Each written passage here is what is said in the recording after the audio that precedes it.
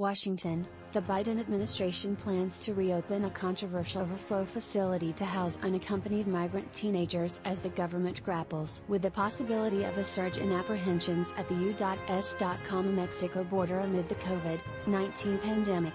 The facility in Carrizo Springs, Texas will house up to 700 migrant children within the next 2 weeks, according to a statement Tuesday from the Office of Refugee Resettlement, the agency within the Department of Health and Human Services that is responsible for migrant children.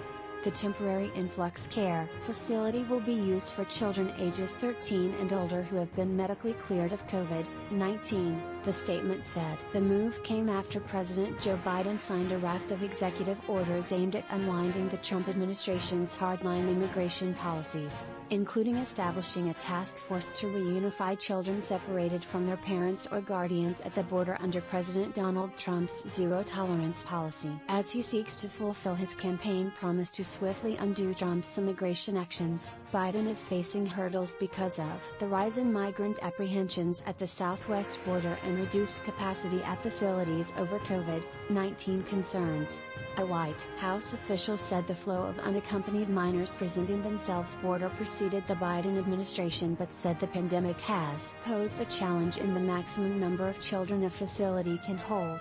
The pandemic requires us to rethink capacity and to be extra cautious about COVID-19 protocol and social distancing, not just in the context of unaccompanied minors but also what processes and staff presence is going to look at a potential facility, said the official, who spoke on condition of anonymity. The two other orders signed Tuesday call for placing Trump-era immigration policies under review, rather than outright ending the practices, including the migrant protection protocols, or remain in Mexico policy that forced migrants seeking asylum to wait in Mexico while waiting to plead their case before a judge. The administration has sidestepped questions about its plans for Title 42, a public health law invoked by former President Trump amid a rise in COVID-19 cases that allows border officials to quickly expel unauthorized migrants without due process. A federal judge in November blocked the Trump administration from expelling migrant children who crossed the border alone, but an appeals court on Friday overturned that ruling. The Biden administration, however, has no plans to expel unaccompanied children at the border, according to the administration official. The Carrizo Springs facility was shuttered in July 2019 after the Trump administration faced blowback for the poor conditions at the temporary facilities, or tent cities, where unaccompanied children were held. The Office of Refugee Resettlement called the opening one step to prevent unaccompanied children from remaining in Border Patrol care, adding that it would ensure that children are placed in an appropriate setting where they can receive care and services, such as education, medical and mental health care, counseling, recreation, and access to legal services. Under the Flores Settlement Agreement, the result of the federal class action lawsuit dealing with immigrant youth, most unaccompanied immigrant minors who cross the border, with or without authorization, must be transferred to a government shelter under the auspices of the Office of Refugee Resettlement, usually within 20 days. Migrant children held at Carrizo Springs are expected to be released to a sponsor within 30 days, the statement said. Linda Brand-Miller, a San Antonio immigration attorney who frequently represents unaccompanied minors, said she was surprised to hear of the reopening of Carrizo Springs. She said she wasn't aware of an influx of youth at the border and didn't know why they would need it. The ORR facilities usually have child care features, are designed for children and, most importantly, are licensed by the state and have state oversight, none of which so-called influx facilities like the Carrizo Springs Center usually have, she said. They fall through the cracks of oversight, which is why we've been very concerned about the creation of those types of systems, Brand-Miller said. She added, there's no reason to warehouse these children in these potentially dangerous facilities. The reopening of the Carrizo Springs facility underscored the challenges that lay ahead for Biden on immigration.